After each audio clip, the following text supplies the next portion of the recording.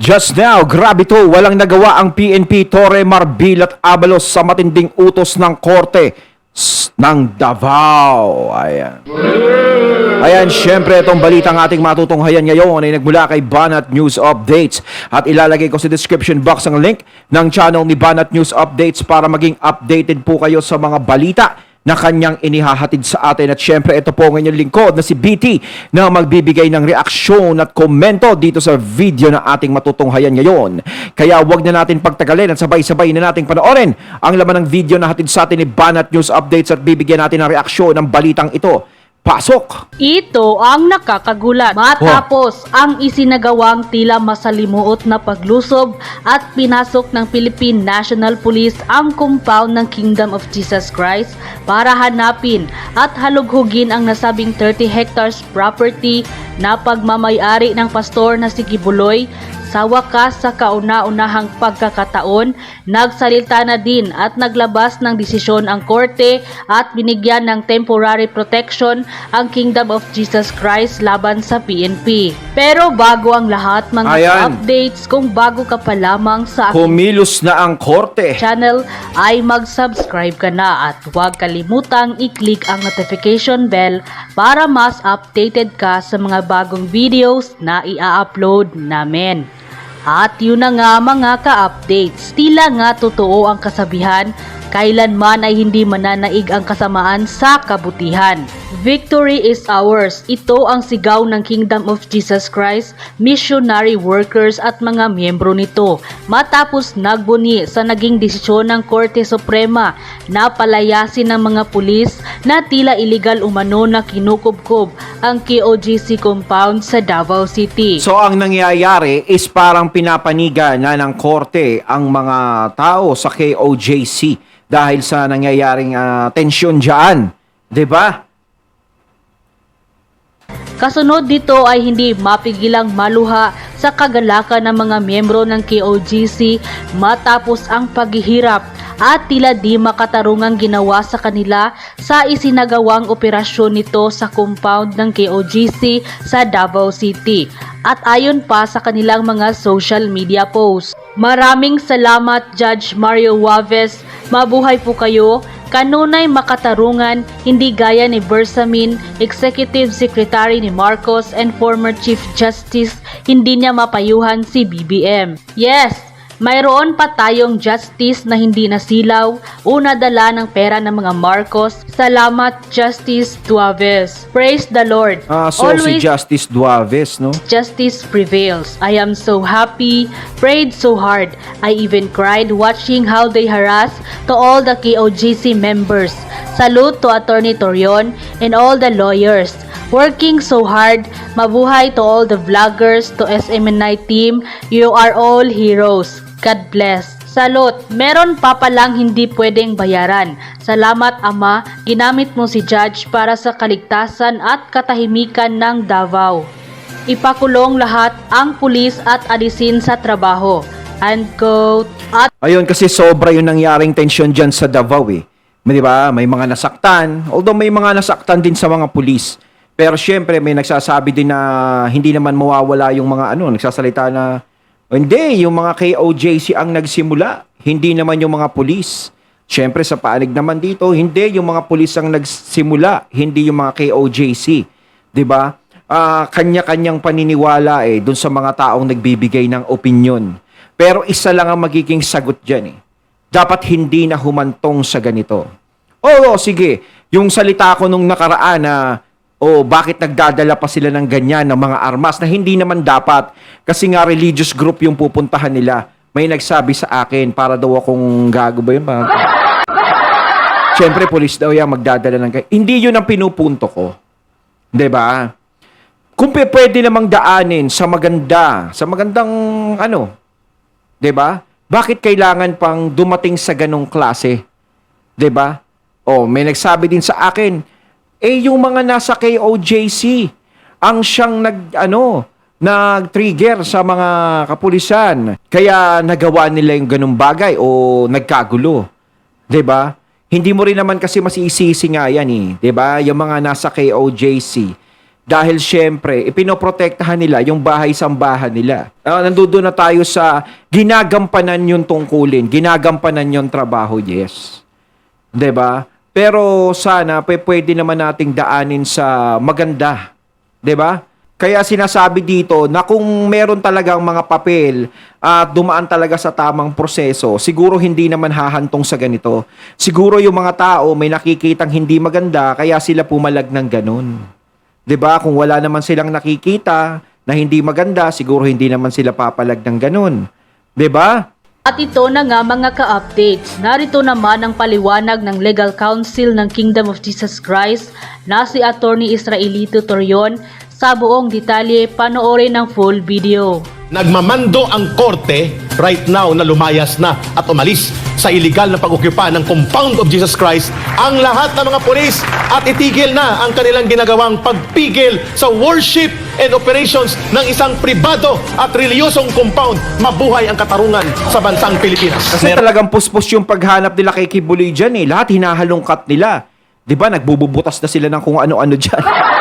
'Di ba? Kaya nga minsan may nakausap ako eh. Sabi, talaga bang si Kibuloy ang hinahanap? Kasi kung nagbububutas ka, naguhukay ka, gumagamit ka pa ng ano ba yun, yung nakakasagap ng tibok ng puso. 'Di ba? Tinitignan yung ilalim ng lupa.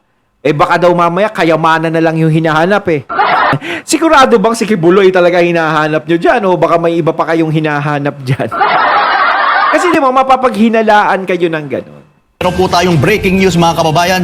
Pakinggan po natin ito. Good afternoon, Attorney. Yes, sir. Ngayon lang po talaga, around 6 minutes ago, 2:02 p.m., meron pong inisyu ang Regional Trial Court Branch 15 na temporary protection order po. Wow. Ito po yung petition natin noong July 1, 2024. Grindan po niya ng temporary protection order. Iba ito sa pinail ko kanina na Iba pa. certiorari and prohibition, okay? And granted po itong ating temporary protection order, no? Sabi ng korte, hence this court under the current situation, no, sees the urgency to direct the PNP 11 to immediately cease and desist from any act pa, or mga commission kababayan. that threatens Ayan. the life, liberty, or security as well as the properties of the petitioners. Makakapagpahinga na sila kahit papaano. Yun nandiyan sa KOJC. Kahit naman yung mga polis makakapagpahinga na rin doon sa nangyayari. 'Di ba? Pero talagang ang pinaka-stress diyan, syempre, yung nandoon sa KOJC. Yung mga tao doon. Syempre, yung mga yan, religious group naman yan eh. 'Di ba? Hindi naman sila para makipaglaban talaga. Kumbaga, pinapaglaban lang nila. Siguro, parang may nangyari na kami, naagrabyado na rito sa ganito. Imposible namang hindi mo ipagtanggol ang sarili mo kung nagkakaganyan na kayo. At isa pa, syempre, nakikita nila na sinisira yung bahay-sambahan nila, di ba? Mantakin mo, isang tao yung hinahanap nila, pero ang daming nasira dyan sa loob, no? Kala mo, napakatindi talaga nung hinahanap eh. PNP 11 is hereby ordered to remove all forms of barricades, barriers, or blockades to bar the access to and from the subject compound and hinder the petitioner's religious, academic, proprietary rights and the pursuit thereof by its officers and members within and surrounding the premises. The Office of the Clerk of Court, Regional Trial Court 11 is directed to immediately serve this order to any senior PNP 11 commanding officers present with premises of KOJC. So pinapaalis na yung mga ginawa ng kapulisan dyan, yung mga barricade, mga ano, basta yun na yun. 'Di ba? And GMA CFI compound and at the regional office. So ordered. So immediately executory po ito, ka-Eric. Yes, sir. Alhamdulillah. Praise God. Alhamdulillah. Praise God. Oo.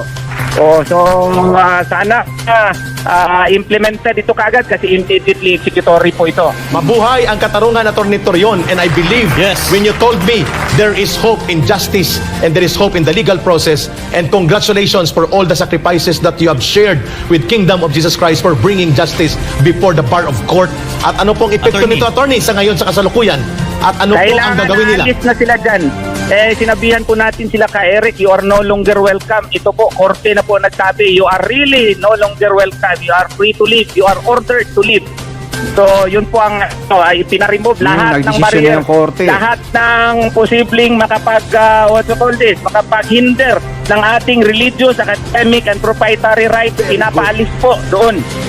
So, dapat po ay umalis na sila kaagad-agad. Otherwise, pwede po silang ipakontempt, pwede po silang ipapriso po kung hindi nila sundin ito. Attorney, what if they say na wala pa kami natatanggap na order, we will wait for the official order as palusot upang manatili? Kaya nga nandito, na-anticipate ko niya, Naririnig kaya nila yan, nandito yeah. ako sa korte.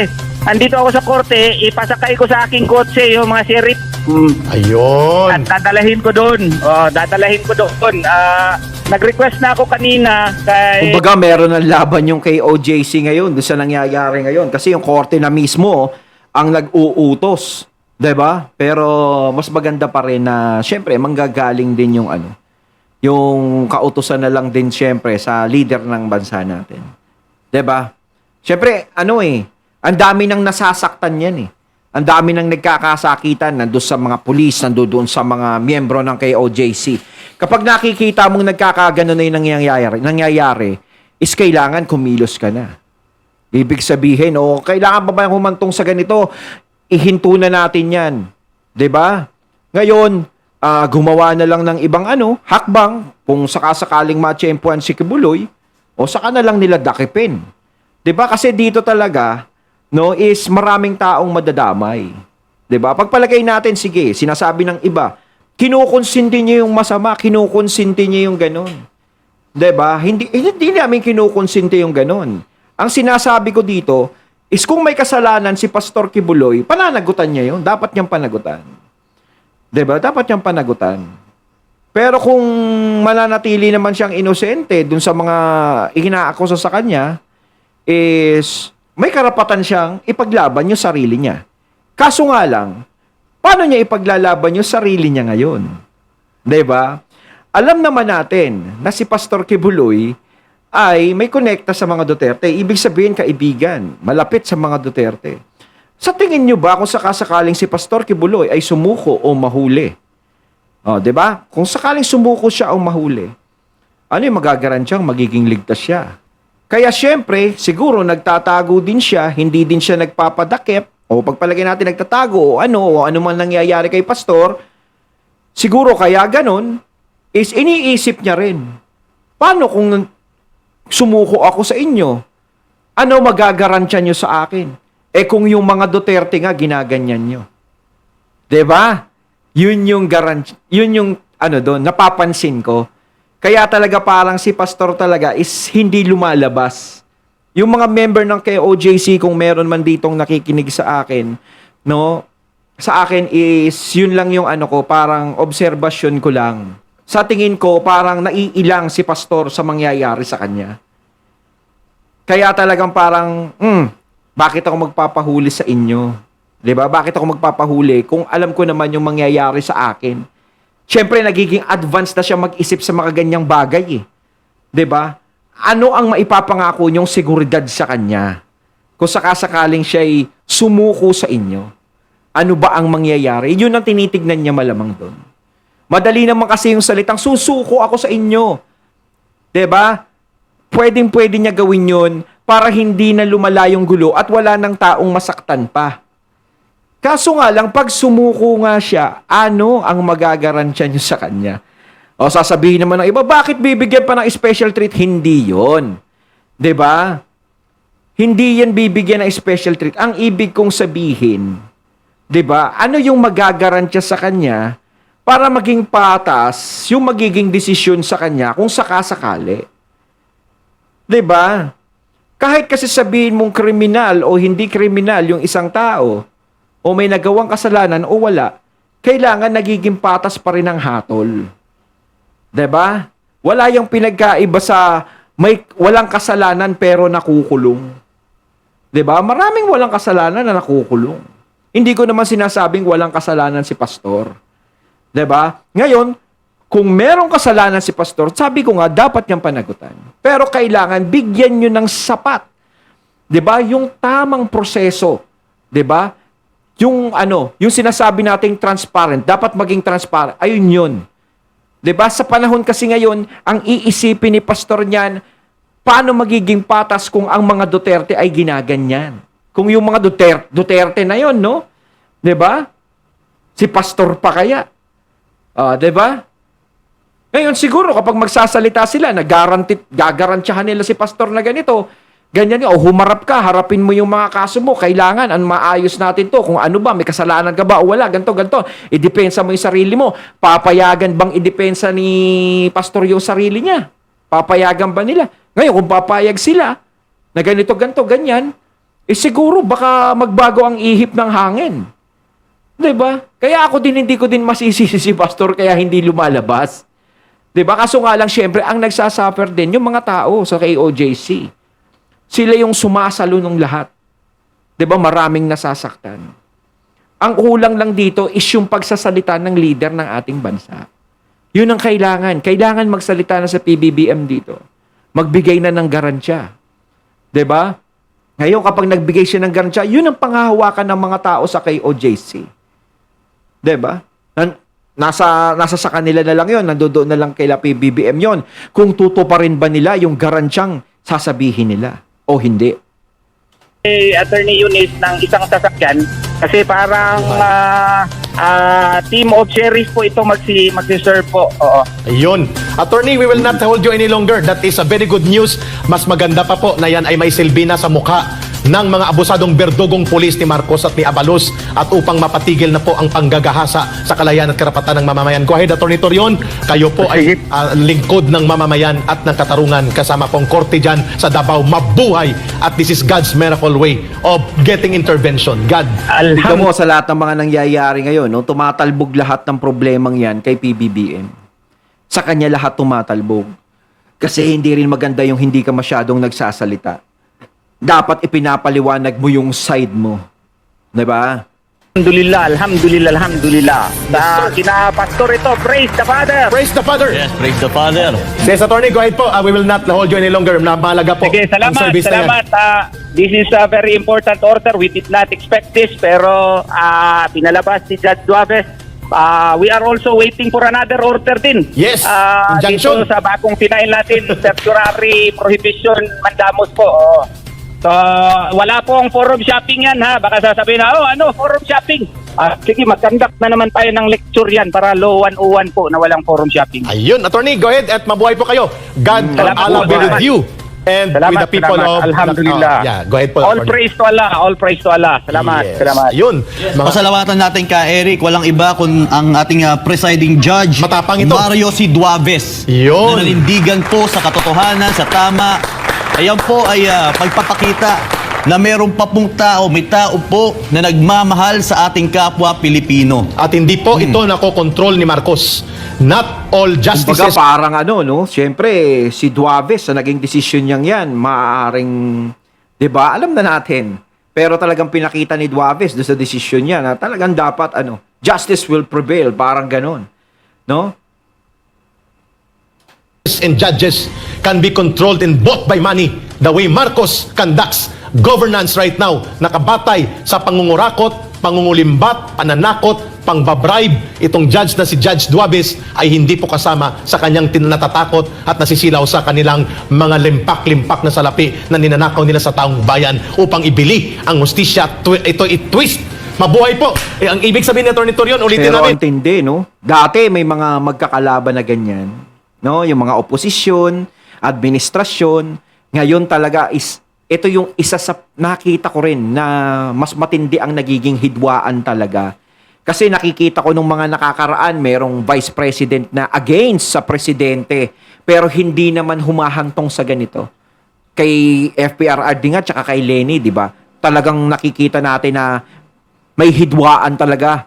No, talagang, pero nagiging nagiging comedy yung dating. Di ba? Hindi nagiging seryoso, pero ngayon, ito seryoso eh. Seryoso, parang nagiging personalan yung nangyayari. 'Di ba? Marami ng taong nadadamay, marami ng 'di ba? Nagmamando ang korte right now na lumayas na at umalis sa iligal na pag-ocupa ng compound of Jesus Christ ang lahat ng mga pulis at itigil na ang kanilang ginagawang pagpigil sa worship and operations ng isang pribado at reliyosong compound. Mabuhay ang katarungan sa bansang Pilipinas. Buhay Hindi, kailangan namin hulihin si Pastor, malapit na eleksyon. Baka may ponduhan niyan yung mga Duterte, matalo kami. De, joke lang ha, joke. De, syempre si Pastor, alam naman natin, no, maraming tagasunod. Sabi nga, ano pang, ilang ng members ng KOJC? Diba? Ilan ng members niyan? Napakarami. Diba? Kung sakasakaling ikay tatakbo sa posisyong gusto mo, pag sila pinanigan ka, maaaring makuha mo yung boto nila. Pero hindi lang naman yung kay OJC, syempre meron pang Iglesia ni Cristo, meron pang mga iba, pero malaki din yung botong makukuha mo sa kay OJC. Kaya kung sakasakaling yung ibang mga alitap-tap, yung nagtatangka na ganito, o kailangang pilayin natin yung sumusuporta sa mga Duterte para manalo tayo sa susunod. Mali yung taktika. 'Di ba? Mali yun. O ganyan ang nagiging resulta, 'di ba? Lalong maraming nagagalit na tao. So sayang din naman yung boto niyan sa KOJC kung sakasakali. 'Di ba? Kung sakasakaling hindi gumawa ng hidwaan sa mga Duterte, di wala sanang problema. Pati ang mga KOJC members maaaring bumoto. 'Di ba? Kaso wala Mas pinakita dito na kailangan matanggal yung Duterte kasi malakas. 'Di ba? May kasiguraduhan ba tayo na tatakbo si Sara Duterte yung presidente sa susunod? 'Di ba? Noon 'yun ha. Siyempre, ayaw nga ni BP Sara 'Di ba? Malay natin kung ganyan maganda ang treatment kay Sara Duterte. Baka mamaya sabihin nga niya, hindi naman ako tatakbo. Kunwari ikaw, Tambi, gusto mo tumakbo ka. 'Di ba? Suportahan pa kita. 'Di ba? Di nanalo ka pa. Sayang yung taktikang yun. Sayang. mga kapulisan, lumayas na kayo dyan. Kasi kung yung mga supporter ng Dilawan ang mga anuin mo, naku po.